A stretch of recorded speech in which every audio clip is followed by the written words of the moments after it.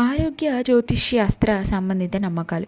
ఇక్కడ చెప్పిన కొన్ని విషయాలు నేరుగా ఆయుర్వేదం, జ్యోతిష్యం మరియు సాధారణ ఆరోగ్య సూత్రాలతో ముడిపడి ఉన్నాయి. ముక్కులు చెవులు కుట్టించుకోవడం అనేది కేవలం అలంకరణ మాత్రమే కాదు.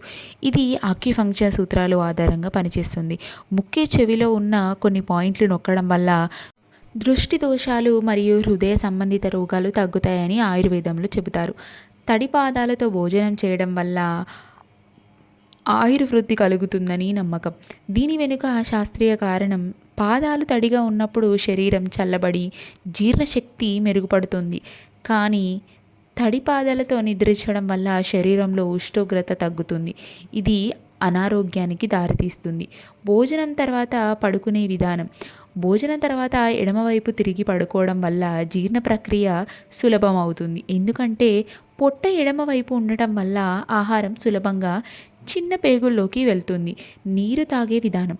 వేరుశనగ పప్పు మరియు అరటి పండ్లు తిన్నాక తర్వాత నీరు తాగపోవడానికి కారణం జీర్ణక్రియను ప్రభావితం చేయకుండా ఉండటం. ఆధ్యాత్మిక మరియు సామాజిక ఆచారాలు. ఈ అంశాలు ఆధ్యాత్మిక నమ్మకాలు మరియు సామాజిక ఆచారాలను సూచిస్తాయి. నమస్కారం. రెండు చేతులు కలిపి మనం నమస్కరించడం వల్ల జీవితాత్మ మరియు పరమాత్మ ఏకం కావడానికి ప్రతీక. ఇది గౌరవానికి మరియు అహంకారానికి విడిచిపెట్టడానికి చిహ్నం. రుద్రాక్ష మరియు సాలగ్రామం. రుద్రాక్ష ఎంత పెద్దదైతే అంత మంచిది, సాలగ్రామం ఎంత చిన్నదైతే అంత మంచిది అనే నమ్మకం. వాటి శక్తికి సంబంధించినది. రుద్రాక్ష పరిమాణం దానిని ఆధ్యాత్మిక శక్తికి, సాలగ్రామం పరిమాణం దాని పవిత్రతకు సంబంధించింది. వస్త్రదానం. రెండు వస్త్రాలు ఇవ్వడం వల్ల దానం సంపూర్ణమవుతుంది. ఇది జంటగా ఉండే వస్తువులకు ఉన్న ప్రాముఖ్యతను సూచిస్తుంది. వివాహాలు. ఇద్దరు కొడుకులకు ఒకేసారి వివాహం చేయకపోవడానికి కారణం జ్యోతిష్యం మరియు సామాజిక ఆచారాలు. ఇది వారి భవిష్యత్తు మరియు ఆర్థిక స్థితిని ప్రభావితం చేస్తుందని నమ్ముతారు. జ్యోతిష్యం మరియు వాస్తు సంబంధిత విషయాలు. ఇక్కడ చెప్పిన కొన్ని విషయాలు జ్యోతిష్యం మరియు వాస్తుశాస్త్రంతో ముడిపడి ఉన్నాయి. గ్రహాలు మరియు లోహాలు. బంగారం కుజుడికి, వెండి గురువుకి, రాగి సూర్యుడికి, ఇత్తడి బుధుడికి, ఇనుము శనికి ఇష్టం అని చెప్పుకోవడం మనం జ్యోతిశాస్త్రాలు చూస్తుంటాం. గ్రహాలకు లోహాలకు ఉన్న సంబంధాన్ని చూసి. గ్రహణాలు.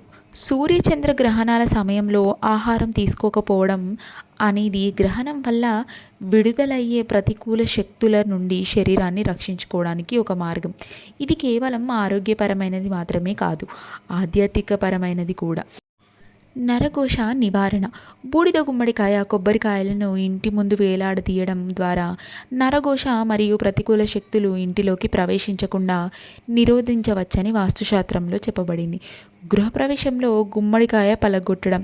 ఇది కొత్త ఇంట్లోకి ప్రతికూల శక్తులు రాకుండా నిరోధించడానికి చేసే ఒక తాంత్రిక క్రియ. పురుషులు మాత్రమే దీన్ని చేయాలనే నియమం ఉంటుంది. పురుష శక్తికి సంబంధించినది. దేవతలకు పూజించే మరియు పూజించుకోవడానికి వస్తువులు. వినాయకుడు, శివుడు, దుర్గా ఈ దేవతలకు కొన్ని ప్రత్యేకమైన పూలు, ఆకులు పూజకు నిషిద్ధం. ఉదాహరణకు శివుడికి మొగిలి పువ్వు, వినాయకుడికి తులసి దళం. దీని వెనుక ఉన్న కొన్ని పురాణ కథలు ఉన్నాయి. తులసి, బిల్వదళాలు. తులసి మరియు బిల్వదళాలను ఒక్కసారి పూజ చేసిన తర్వాత కూడా కడిగి మళ్ళీ పూజించుకోవడానికి కారణం వాటి పవిత్రత మరియు ఆయుర్వేద గుణాలు. ఇవి చిరకాలం పవిత్రంగా ఉంటాయని నమ్మకం. ఇవి మన ఆరోగ్య మరియు జ్యోతిష్య శాస్త్ర సంబంధిత నమ్మకాలు. మీకు ఈ వీడియో నచ్చినట్టయితే ఖచ్చితంగా లైక్ చేసి, షేర్ చేసి, సబ్స్క్రైబ్ చేసుకోవడం మర్చిపోకండి. Thanks for watching our video. మరిన్ని ఇలాంటి వీడియోస్ కోసం ఖచ్చితంగా సబ్స్క్రైబ్ చేసుకోండి. అలాగే బెల్ ఐకాన్ని క్లిక్ చేసి పెట్టుకోండి. మేము వీడియో పెట్టగానే మీ వరకు నోటిఫికేషన్ వచ్చేస్తుంది.